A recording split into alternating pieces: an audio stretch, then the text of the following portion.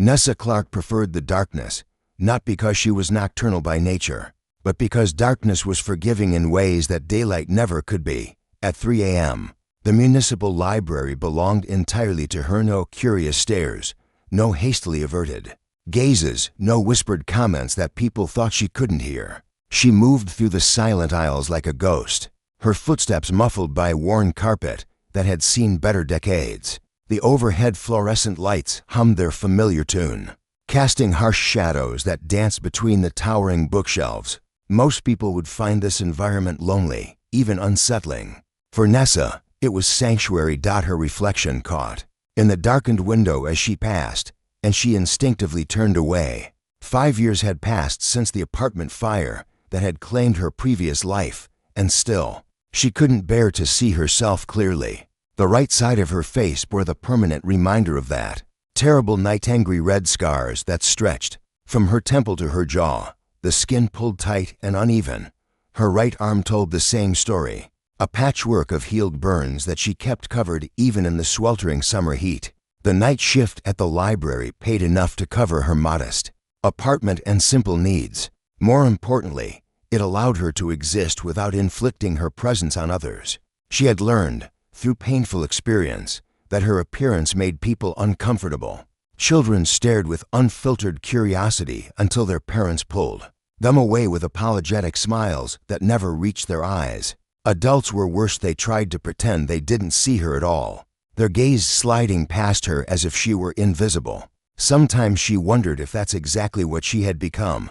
Her work was methodical and soothing. She processed returned books, updated the computer system, repaired damaged spines with careful precision. The books never judged her. They welcomed her touch regardless of how her hands looked, offering their stories without condition or reservation. Tonight, she was organizing the romance section, a task that had become both comforting and tortuous over the years. She handled each book with reverence, reading the back covers that promised happy endings and true love conquering all obstacles. These stories felt like fairy tales to her now, beautiful fiction created for people who still believed in second chances. As she reached for a book on the top shelf, her sleeve caught on the corner of a jutting hardcover. The fabric tore, revealing the scarred skin beneath. She quickly pulled the sleeve down, even though no one was there to see. The gesture had become automatic, a protective reflex developed over years of hiding. The clock on the wall showed 5:30 a.m. Soon, her shift would end, and she would begin the careful choreography of avoiding the waking world. She had memorized the schedules of her neighborhood, which bus routes were emptiest, which grocery store aisles would be deserted, which paths would take her home without encountering morning joggers or dog walkers. She gathered her belongings, a worn messenger bag that had belonged to her father, a thermos that kept coffee warm through the long night hours, and a paperback mystery novel she was halfway through reading. The early morning routine was precise, practiced. She would catch the 6:15 bus, stop at the corner market where the elderly owner barely looked up from his newspaper, and be safely back in her apartment before the world fully awakened. As she locked the library's heavy wooden doors behind her, Nessa pulled her hood up against the morning chill. The sky was just beginning to lighten at the edges, painting the empty streets in soft shades of gray and gold. Most people were still asleep, dreaming of possibilities she had long ago stopped imagining for herself. She had built a life around absence, the absence of connection, of hope, of the simple human need to be seen and accepted. It was a lonely existence, but it was safe, predictable, and after years of painful rejection, predictability had become more valuable than happiness.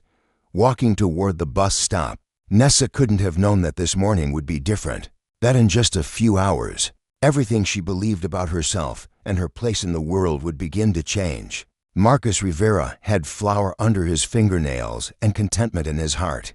The pre-dawn hours at Rivera's bakery were his meditation, time when the world was quiet and his hands could work magic with simple ingredients. Yeast, flour, water, salt. The alchemy of bread required patience, precision, and something his ex-wife had always said he possessed too much of: stubborn optimism. The divorce had been finalized 6 months ago, sending him from his comfortable suburban life to the small downtown storefront he'd purchased with his half of their shared savings.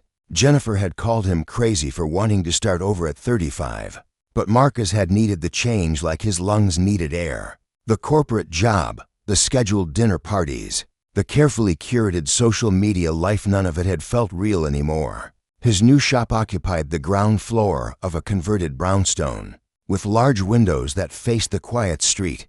The apartment upstairs was sparse but functional, smelling perpetually of cinnamon and rising dough. He opened every morning at 6, though his first customers rarely arrived before 7. The early hour suited him. He had always been someone who found peace in beginnings.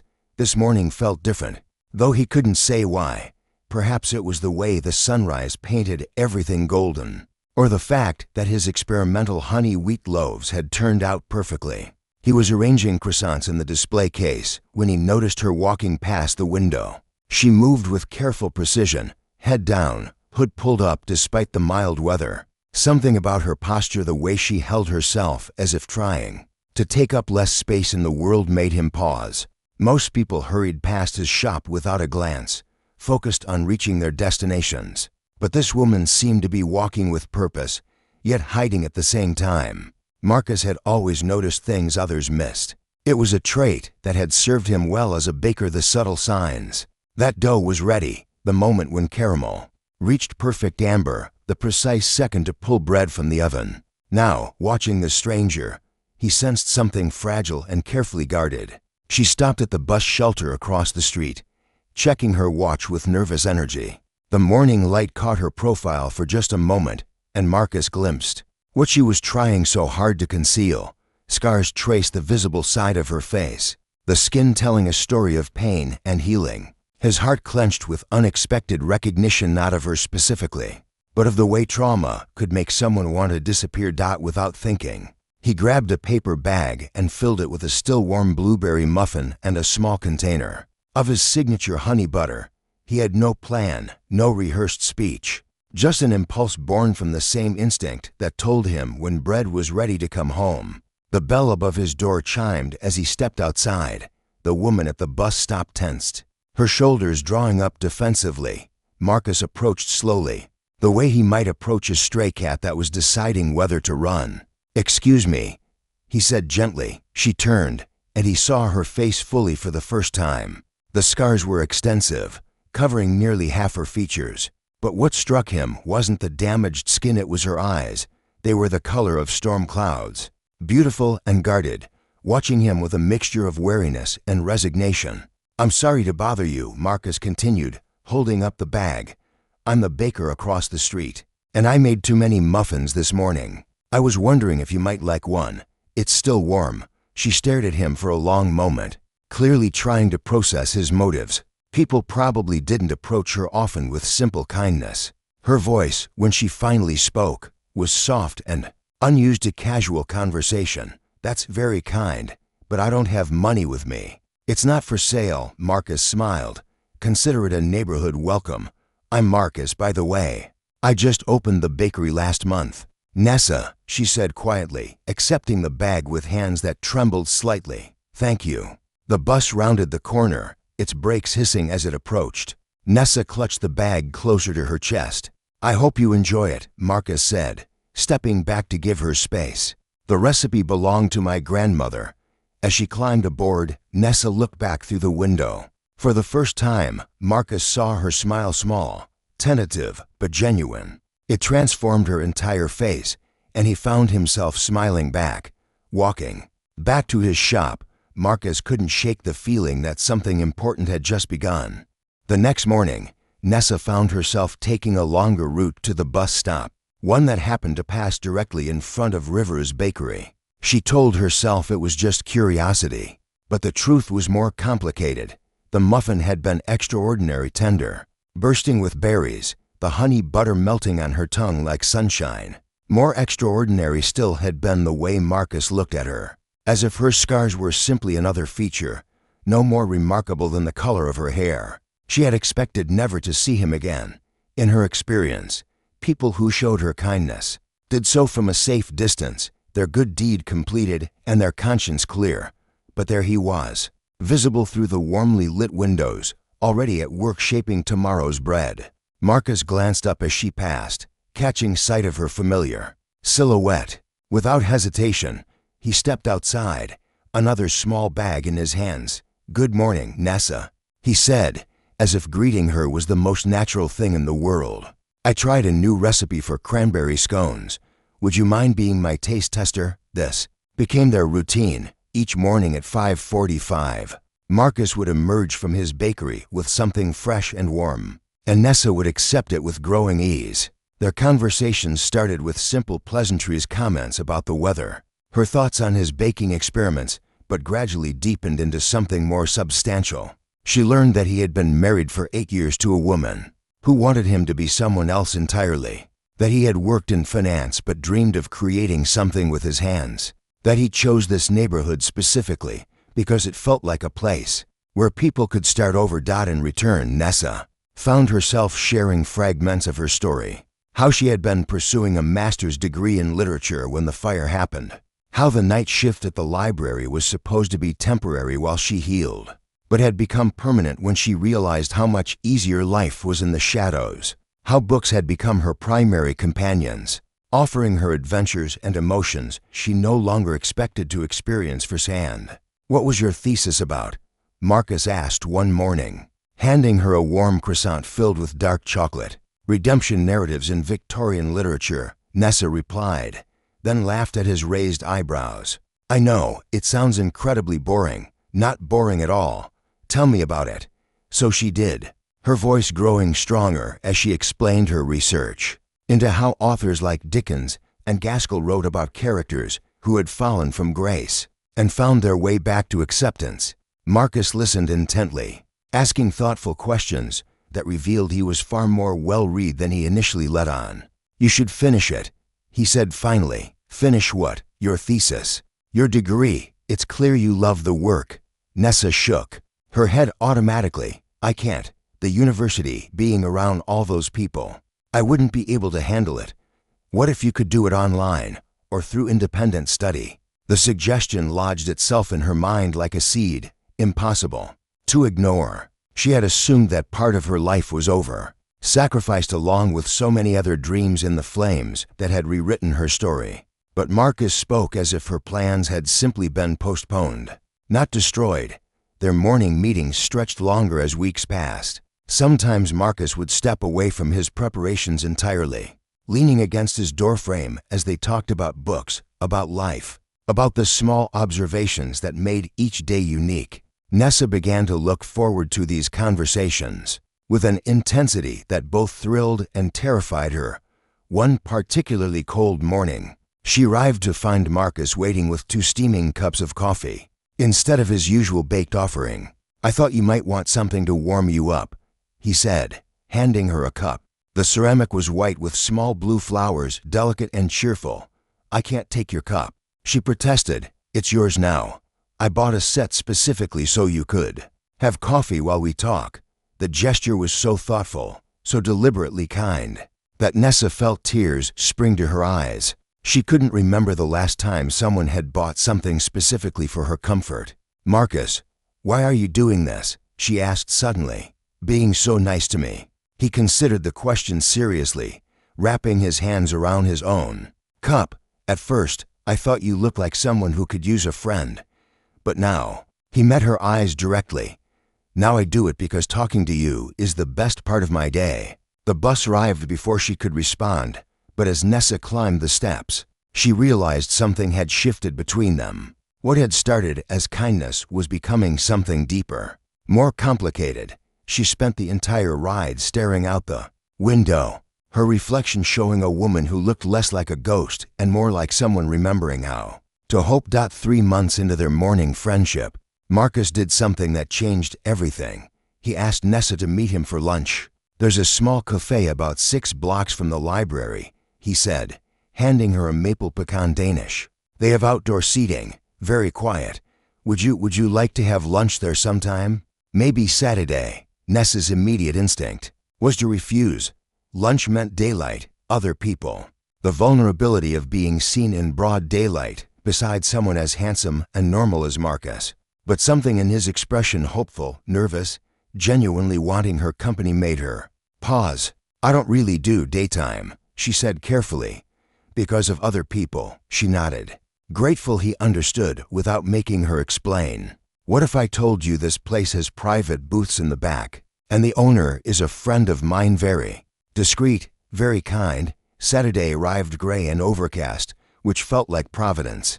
Nessa changed clothes 3 times, finally settling on a long-sleeved blue dress that covered her arm scars and a light scarf she could adjust around her neck if needed. She arrived at the cafe 10 minutes late, having circled the block twice. To gather her courage, Marcus was waiting at a corner table on the covered patio, partially hidden by hanging plants. He stood when he saw her, and his smile was so warm she felt some of her anxiety melt away. You came, he said, and she realized he hadn't been entirely certain she would. I'm not very good at this, she admitted, sitting across from him. At what? Being around people. Being normal. Marcus leaned forward slightly. Nessa, there's nothing abnormal about you. You're intelligent, thoughtful, funny when you let yourself be. You're more interesting than 90% of the people I knew in my old life. The waitress appeared a young woman with kind eyes who took their order without any visible reaction to Nessa's appearance. Either Marcus had spoken to her beforehand, or the world contained more accepting people than Nessa had allowed herself to believe. As they ate, their conversation flowed as easily as it did during their morning meetings. Marcus told her about his plans to expand the bakery's offerings, maybe at a small seating area where people could read while enjoying coffee and pastries. Nessa found herself describing a book she was reading about urban planning, then laughing at Marcus's stories about customers who had very specific opinions about croissant flakiness. They were deep in a discussion about whether Jane Austen would have enjoyed modern dating apps when a man at a nearby table made a comment to his companion. Not quite quiet enough to be private. Jesus, what happened to her face? Burns or something? Marcus's expression changed instantly. He turned in his chair, his voice calm but carrying clearly. Excuse me, but we're trying to have a conversation here. Your commentary isn't welcome. The man looked embarrassed, mumbling an apology before turning back to his own table. Marcus faced Nessa again, his eyes gentle but fierce. I'm sorry that happened. You don't have to defend me, she said quietly. I'm used to it. That doesn't make it okay. Marcus reached across the table, his fingers barely touching hers. And you shouldn't have to get used to people being cruel. Something in that moment, the way he spoke, as if her dignity mattered, as if she deserved the same respect as anyone else, cracked something open in Nessa's chest. She had spent 5 years building walls around herself, accepting that she would live on the margins of other people's lives. But Marcus refused to let her retreat to those margins. Can I ask you something? She said. Anything. When you look at me, what do you see?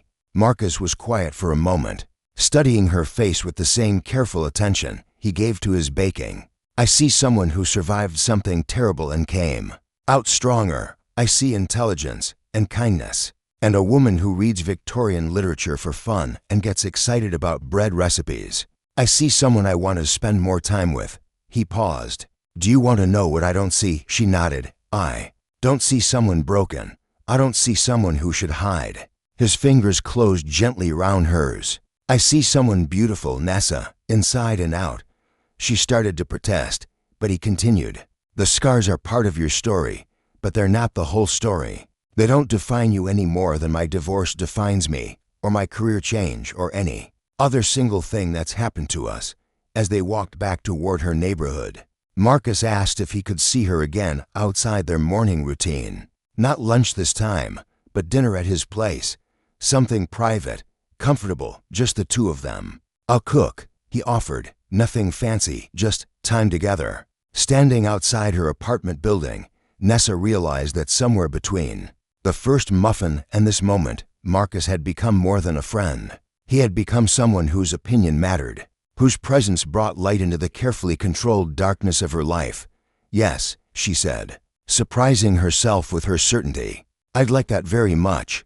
As she climbed the stairs to her apartment, Nessa caught sight of herself in the hallway mirror. For the first time in years, she didn't immediately look away. The woman staring back at her looked different, somehow still scarred, still marked by trauma, but no longer invisible. She looked like someone who was beginning to believe she deserved to be seen. The dinner that changed everything happened on a Tuesday evening in October. Nessa climbed the narrow stairs to Marcus's apartment above the bakery, carrying a bottle of wine she'd spent 20 minutes selecting and a first-edition copy of Jane Eyre she'd found at an estate sale. Marcus answered the door in jeans and a soft gray sweater, flowers still dusting his forearms. The smell of roasting vegetables and fresh herbs drifted from the kitchen, mixing with the permanent aroma of baked bread that infused every corner of his home. "Welcome to my world," he said, taking her coat and the wine. "Fair warning, it's small, cluttered, and everything smells like yeast." "It smells like home," she replied, then blushed at her own honesty. His apartment reflected his personality, perfectly comfortable, unpretentious, filled with well-loved books and mismatched furniture that somehow worked together harmoniously. A small dining table was set for two, candles flickering beside simple white plates and the same blue-flowered cups. From their coffee mornings, they ate slowly, talking about everything and nothing. Marcus had prepared herb-crusted chicken with roasted vegetables, served with bread he'd baked fresh that afternoon. Nessa found herself relaxing completely for the first time in memory, wine warming her blood and Marcus's easy laughter filling the comfortable spaces between conversation. "I have something to tell you," she said as they moved to his small living room, settling on opposite ends of a worn leather couch. "Good something or concerning something, potentially good. I contacted the university last week about finishing my degree through independent study." Marcus's face lit up. "Nessa, that's wonderful.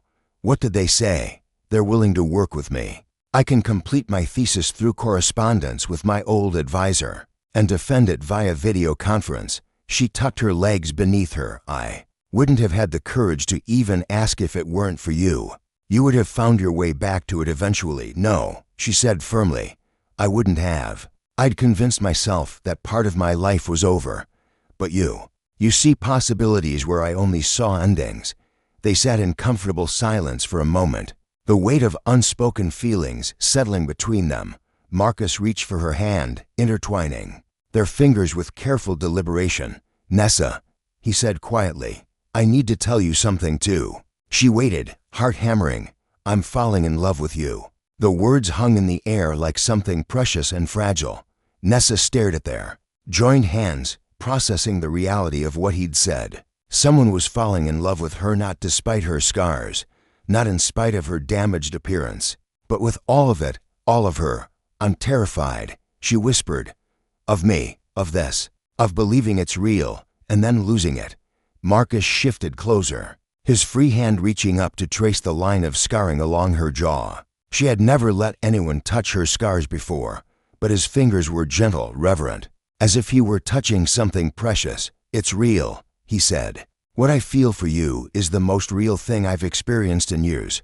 When she finally looked up to meet his eyes, she saw nothing but truth there. No pity, no hesitation, just love in its simplest, purest form. "I love you too," she said, the words feeling foreign and wonderful on her tongue. "I didn't think I was capable of it anymore." He kissed her then, soft and careful, giving her every opportunity to pull away. But she didn't pull away. Instead, she leaned into him, into the promise of something beautiful growing from the ashes of everything she thought she'd lost. 6 months later, Nessa successfully defended her thesis via video conference, earning her master's degree in literature. Marcus surprised her with a small celebration at the bakery, attended by their slowly growing circle of friends. The cafe owner, who had served them that first lunch, her former thesis advisor who had become a mentor again, several regular customers who had gotten to know her during her increasingly frequent daylight appearances. They opened Clark and Rivera Books and Bakery the following spring, combining Marcus's baking skills with Nessa's love of literature. The shop featured comfortable reading nooks, the smell of fresh bread, and a proprietor who no longer hid from the world, but welcomed it with confidence earned through love and time. On quiet mornings, when the first customers were still hours away, Nessa would find Marcus in the kitchen, hands covered in flour, humming contentedly as he shaped the day's offerings. He would look up when she entered, his smile as warm as it had been that very first morning when he'd offered her a muffin and changed the trajectory of her entire life. "Good morning, beautiful," he would say, flower-dusty fingers reaching for her face with familiar tenderness, and she would smile back, no longer flinching from his touch, no longer doubting the truth of what she saw reflected in his eyes. She was beautiful not because the scars had disappeared, but because someone saw all of her and chose to love what he saw. In the end, Nessa realized, transformation hadn't been about changing her appearance or hiding her past. It had been about learning to see herself through the eyes of someone who understood that scars were simply evidence of survival, and survival was its own kind of beauty. The woman who had once preferred darkness now greeted each dawn with anticipation, ready to face whatever the day might bring. She was no longer invisible. She was loved and loving, and finally completely alive.